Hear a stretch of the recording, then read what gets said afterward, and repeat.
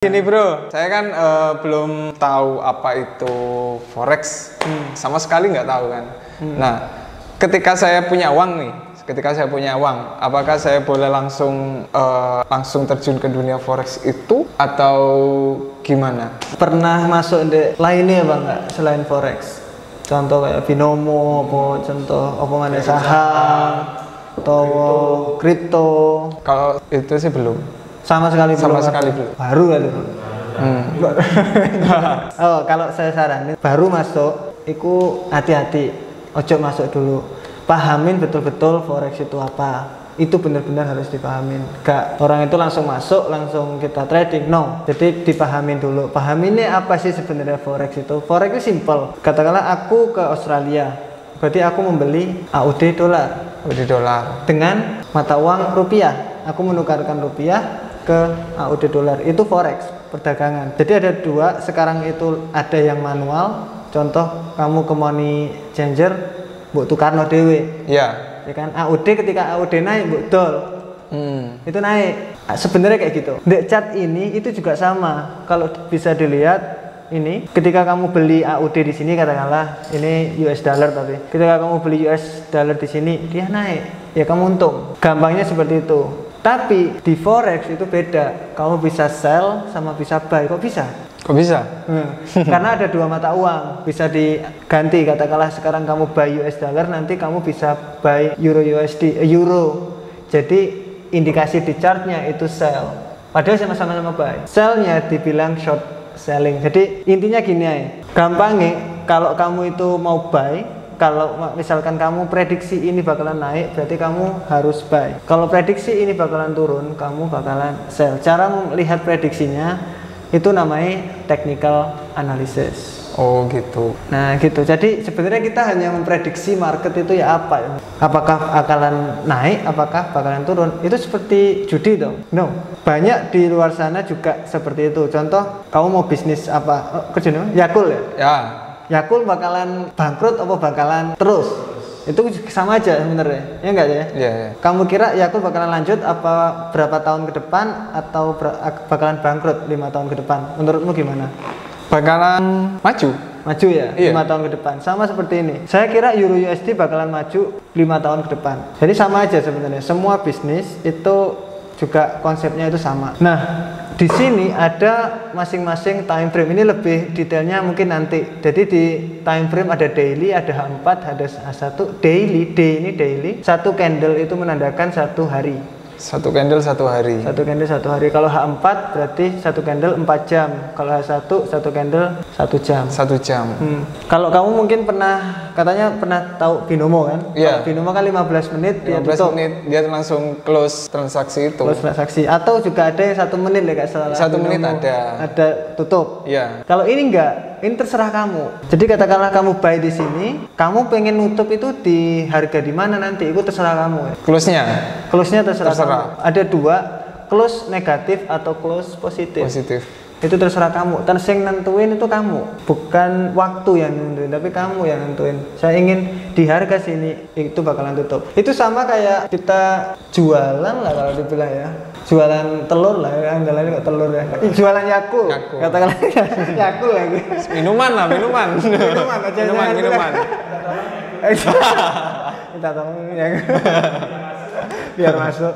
Katakanlah beli minuman. Harga itu sekarang kamu beli 5.000. Ketika dia akan masuk ke 10.000, kamu mau jual. Sama aja seperti itu. Kamu ada apa ya kalau dibilang ya kayak batas maksimal keuntungan. Batas jual. Batas jual. Kalau kamu ada 5.000, nanti kalau di 10.000 saya mau jual. Sama aja seperti itu. Konsepnya itu sama, di forex juga sama. Ini mungkin kita lebih fokus ke forexnya aja daripada ke technical analisisnya. Karena mungkin ngobrol kayak gini di lainnya kita bakalan bahas. Tapi forex intinya seperti itu. Kalau mau join atau mau masuk di forex itu tahu terlebih dahulu itu cocok dengan hati apa enggak, itu aja. Soalnya di bisnis ini banyak yang rugi, banyak. Ada 400, 500. Kemarin aku ada yang message 1M hilang. Orang biasa kayak itu, ayo tak masuk ke forex ini message ini. Padahal itu tidak semanis janji seperti itu. Semanis janji sapi. Kebanyakan kan intronya, wah untungnya dulu nih, untungnya banyak gitu. Iya banyak juga. Waktu join ternyata kok kayak gini gitu. Kita yang newbie itu agar bisa meminimalisir atau terhindar dari seperti itu, mungkin ada masukan. Jadi kalau saya sih sebenarnya forex itu simple, gampang banget. Bisnisnya gampang. Dia hanya memerlukan namanya psikologi. Jadi kayak kemarin ada video, udah lihat nggak kita flip coin trading? Iya, udah. Ya. Udah. Itu menarik banget. Kita nggak pakai technical analysis sama sekali. Kita hanya menggunakan risk management dan money management yang baik. Itu masih untung loh. Jadi kalau ada orang yang bilang saya kehilangan uang banyak di forex, aku nggak masuk akal itu loh. Malah jadi nggak masuk akal buat saya kalau emang kita flip coin aja kita untung. Jadi intinya kalau mau masuk terlebih dahulu itu hilangin asumsi-asumsi cepat kaya, uang sampai cepat kaya, gitu hilangin dulu. Mindset seperti itu. Mindset seperti itu hilangin dulu. Mindsetnya yang benar ya buat tambahan. Itu aja. Katakanlah uang yang bakalan sampai masukin katakanlah 5 juta katakanlah. Berarti setiap bulannya bisa jadi mendapatkan sekitaran berapa coba persennya 5 juta? Ya 500 ribu lah. 500 ribu. Lumayan buat beli bakso. Iya. Buat bakso kan lumayan 500 ribu. Itu belum kuahnya loh. Oh, belum kuahnya. Belum kuahnya itu. Minyak.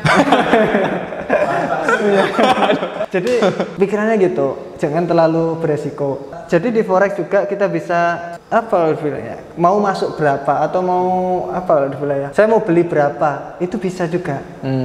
Iya. Jadi enaknya kayak gitu deh forex. Saya sukanya di forexnya kayak gitu. Kita bisa atur resikonya. Katakanlah 5 juta. Saya mau kalau gagal saya kehilangan $5. Kalau untung saya mau ke $10.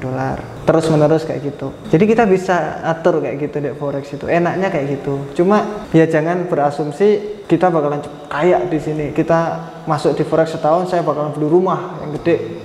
Jangan kayak gitu, nggak bisa. Jadi harus pelan-pelan, step by step. Jadi asumsi seperti ikut forex cara cepat atau cara gelap untuk cepet kaya itu dihilangkan, Pak. Dihilangkan terlebih dahulu, saya bilang. Kalau dari percakapannya tadi kita harus tahu seluruhnya forex itu kayak gimana. Mungkin dengan tadi yang dijelaskan dari video Bitcoin, kita harus tahu risk rasionya, manajemennya. Kita loh nggak pakai technical analysis di video itu. Ini untung lah, ya saya juga heran. Sebenarnya intinya gini, kamu nggak perlu untung 100% dek forex ini. Kamu hanya untung 40% aja, you still make money. Jadi kalau kamu bisa, katakanlah setiap kali trading itu 10, katakanlah $5 gagal, $5 gagal, $10 untung, $10 untung, $10 untung, terus menerus secara stabil.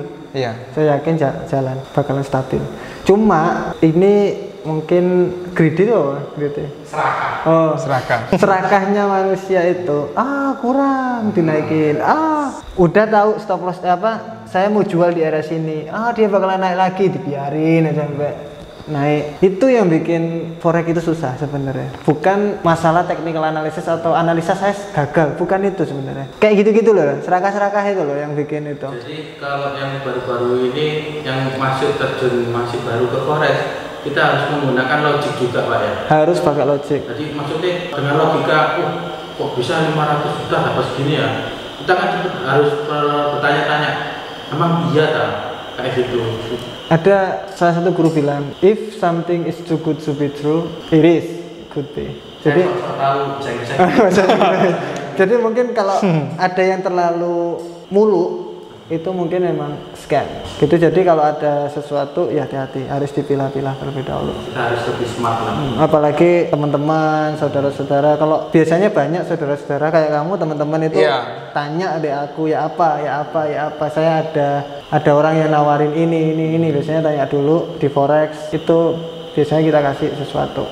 Dan satu lagi, Pak, mungkin yang kebanyakan pemula itu lihat setelah masuk dunia forex, Pak, pasti di media sosial kan lihat, Pak, biru semua.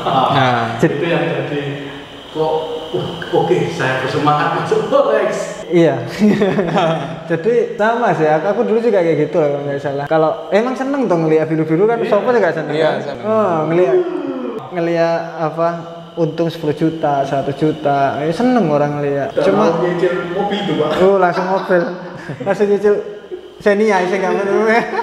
Saya enggak tahu metu benamu. Tapi hati-hati gitu loh. Yang kayak gitu malah biasanya menghancurkan psikologi. Yang di grup itu biasanya aku tuh bilang unfollow aja orang-orang yang sharing kayak gitu tanpa berikan edukasi. Cuma percuma aja, kayak percuma. Malah ganggu psikologi. Soalnya orang-orang saya mau resiko yang benar. Ngelihat kayak gitu $10.000 kita cuma untung $10 gitu. Kok beda ya? Gitu kan rasanya kan gitu. Iya. Jadi hati-hati. Terus mungkin ada saran nih, nyambung nih sama Mas Reza. Kadang ada nih, saya pengen ikut forex gitu. Tapi ada beberapa orang yang pengen belajar otodidak dan satunya ada yang pengen punya mentor kayak gitu. Oke. Itu gimana Mas? Kalau saya saranin kalau mau otodidak bisa kok otodidak. Sebenarnya bisa ya? Bisa otodidak bisa. Atau dari temen juga bisa toh. Yang perlu dipelajarin pertama itu risk management, money management. Di video saya YouTube juga ada gratis. Tinggal lihat di channelnya aja. Itu ada risk management, money management itu ada. Kemudian technical analysis pun kita juga berikan ada. Semua itu ada di YouTube kita. Apalagi zaman sekarang itu ada semua. Jadi kalau dibilang otodidak ya bisa aja, semua ada di YouTube kok. Yang bagus yang mana? Ya kecap nomor 1 ya punya kita yang bagus. Iya. Cuma ya bisa dilihat kita orangnya emang kalau emang jelek kita bilang jelek, kalau emang bagus kita bilang bagus. Jadi kalau mau otodidak silakan, ada di YouTube juga, ada live trade juga kalau ingin ditanyakan, kita ada live trade, ada tanya apa silakan. Di YouTube kan bisa bukan member kan juga ngikut ya Pak? Bisa ngikut. Itu bisa. Kita open kok untuk semua. Kalau untuk mentoring itu biasanya orang yang ingin lebih dalam atau pengen lebih cepat untuk prosesnya. Mereka kalau emang ada uang lebih buat mentoring, it's okay buat mentoring karena itu bisa mempercepat. Kalau enggak, otodidak it's okay. Banyak kok materi-materi yang bagus dari situ. Siap.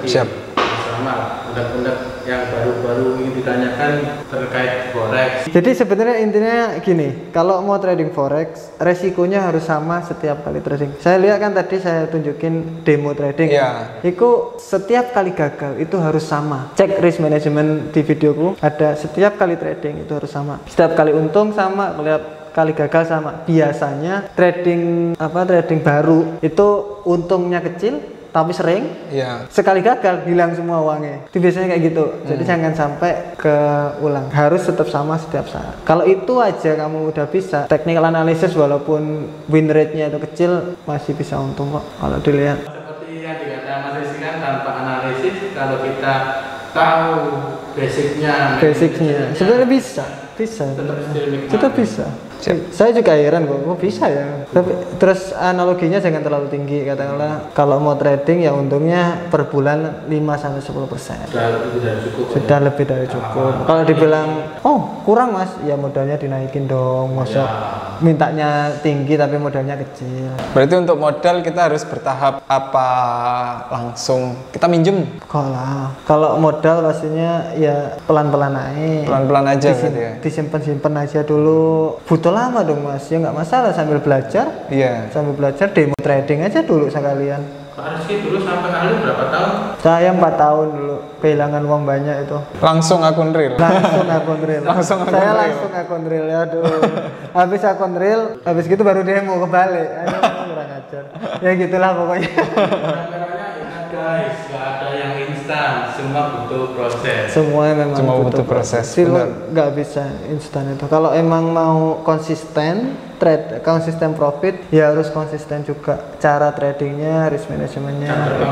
Kalau jam terbang itu udah kayak pasti semakin kalau dia pakai katakanlah 1% risk management, berarti ada kalau dibilang ada waktu masuk ke market itu 100 kali gagal. 100 kali gagal. Bayangin 100 kali gagal, kelihatannya kok nggak mungkin ya. 100 kali gagal. Jadi dari 100 itu kelihatannya udah bagus, udah ngerti forex itu kayak gitu. Jadi kayak gitu. Simple kok sebenarnya, nggak ribet forex. Jangan terlalu berpikir forex itu susah. Sebenarnya enggak. Yang bikin susah itu Anda sendiri. Resiko dan lain-lainnya enggak bagus. Terus kalau untuk teman-teman nih kadang ada yang kerjanya itu padat, tapi dia sambil main forex. Tapi ada yang kerjanya udah lumayan, tapi habis itu dia resign, dia ninggalin itu semua, terus fokus ke forex. Terus ada juga yang dia udah dapat uang dari orang tua kayak atau siapa. Habis itu dia pengen kerjanya langsung forex kayak gitu. Menurut Mas Rizky nih gimana? Ini berkaitan dengan sebenarnya trading for living ya kalau dibilang ya nggak sih, trading for living. Jadi trading untuk hidup. Itu sebenarnya agak ribet. Soalnya kita harus pertama tahu living cost-nya itu berapa. Maksudnya living cost itu apa? Pengeluaran setiap bulannya itu berapa? Iya. Dari pengeluaran setiap bulan, kemudian biasanya kan tadi saya bilang forex itu dapatnya 5-10%, katakanlah 5%. Berarti kita butuh modal berapa di forex untuk mencukupi semua living cost kita. Di kota itu katakanlah 10 juta ya. Karena di kota 10 juta, berarti katakanlah 5% dari modal. Berarti modalnya berapa? 200 juta. 200 juta. Jadi modal harus 200 juta untuk mendapatkan 5% itu tadi. Jadi yang pertama itu modal harus gede untuk trading for living. Kalau bilang saya ada modalnya, good. Sudahkah konsisten dengan risk management, money management? Saya sudah Pak, ya udah nggak apa-apa. Oh gitu. Kalau dia masih belum bisa konsisten ya habis itu, habis. Kayak yang pernah dialami. Habis. Ya harus punya ilmunya dulu. Kemudian walau ilmu aja belum cukup kalau saya bilang harus ada modal. Soalnya forex itu up and down, up and down, and up and down. Itu memang harus ada modal, itu harus ada. Kedua ilmu. Kalau saya mending kayak gitu. Bisa di garis besar pernyataannya untuk yang mau resign terkait main forex mungkin dipertimbangkan dulu statement yang tadi Pak ya. Ya benar. Harus dipertimbangkan. Harus modalnya. Harus dicek dulu juga living cost-nya itu berapa, apakah dia sudah konsisten. Ekspektasinya di forex kalau misalnya sudah nggak kerja. Lalu gimana? Oh iya. Saya bilang dicek dulu konsisten itu, maksudnya bukan konsisten dalam 50 kali atau 100 kali trade, tetapi katakanlah 6 bulan kalian sudah konsisten dan juga risk manajemennya kalian sudah bagus terus menerus, itu boleh. Jadi enggak, kalau dibilang konsisten 1 bulan sudah konsisten, is not like that, kurang lama, apalagi kalau cuma 100 kali trading, itu kurang lama. Jadi kalau ada yang tahu ada 10.000 hours, 10,000 hours, 10,000 hours rule, 10.000 aturan. Jadi ketika orang itu udah sampai 10.000, itu biasanya sudah mulai master. Itu kayak gitu. Panjang. Itu main badminton 10.000 jam. Jadi emang kayak gitu. Emang harus nggak bisa langsung kayak gitu. Kalau saya saranin sampean itu mending apa dibilang ya? Dikumpulin dulu sambil belajar ilmunya, dicek. Pak bisa pakai demo, pakai risk management dan money management yang bagus. Ada di video saya, itu dicek, kemudian belajar trading dengan cara itu. Stabil tetap terus menerus. Itu aja sebenarnya, simple kok. Kalau itu udah stabil terus menerus, udah tinggal technical analisisnya ditinggiin, bisa dibagusin maksudnya. Setelah itu barulah akun real. Kalau udah ada uangnya, kalau belum ya demo aja terus sampai ada uangnya. It's okay kok. Nggak ada salahnya daripada sampean masuk uang kecil habis. Yang mending tunggu aja dulu, pakai risiko yang benar. Siap. Ini Pak Reza kena tipu berapa? Berapa bro? Nggak banyak tapi ya. 20. Nggak banyak. Sudah nama yang kripto. 20 juta dulu ya. 20 juta. Belum kenal saya dulu. Mana? Ya sudah kenal, cuma nggak tanya sih kamu sih. Tiba-tiba saya rugi 20 juta dulu. Sebenarnya bukan tipu sih kalau dibilang. Apa ya? Mungkin tadi diiming-imingi tadi. Iya, iming-iming itu loh. Soalnya kan banyak kan kayak apa ya? Free gitu loh. Ya, free webinar. Free webinar. Ternyata dia jualan sesuatu. Tapi kita juga maksudnya apresiasi buat orang-orang ke sana itu semuanya tujuannya sama, ingin berubah ekonomi lah. Mungkin. Saya dulu kalau nggak salah saya pinjam bank kartu kredit. Makanya waktu live trade tadi tuh aku bilang hutang atau duit dengan loan. Saya dulu pakai credit card, nggak banyak sih, cuma 50-an paling. Iya, 50-an itu kalau nggak salah. Itu interestnya itu tinggi banget. Pakai kartu kredit dulu, tapi kita nggak tahu apa-apa. Wes uang itulah uang uang sampah ya udahlah, nggak masalah. SPP Pak ya. Bayar SPP katanya. Jadi oke kok. SPP-nya ke broker. bayar SPP-nya ke broker, mantap. Tapi emang kayak gitu. Jadi itu yang bisa saya sharing, mungkin lain waktu kalau mau Lain waktu. belajar lagi. Itu pertama belajar itu dulu sekarang sampai itu nanti bisa stabil. Kalau technical analysis gampang, saya ada di Oke, sini kok. siap. Atau live trade tiap hari kan ada toh. Ya jangan tiap hari lah. Saya nanti capek lagi. Gampang lah nanti.